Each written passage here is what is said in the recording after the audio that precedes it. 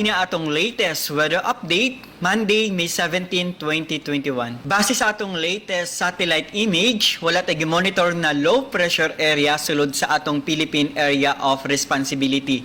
Ang easterlies or init na hangin gikan sa dagat Pasipiko ang padayon nakaapekto sa tibuok sa nasod.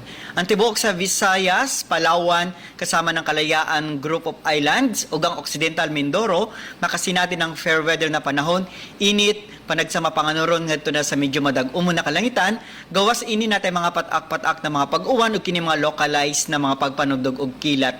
Padayon ta mag-monitor sa ata mag-i-issue ng mga thunderstorm advisories.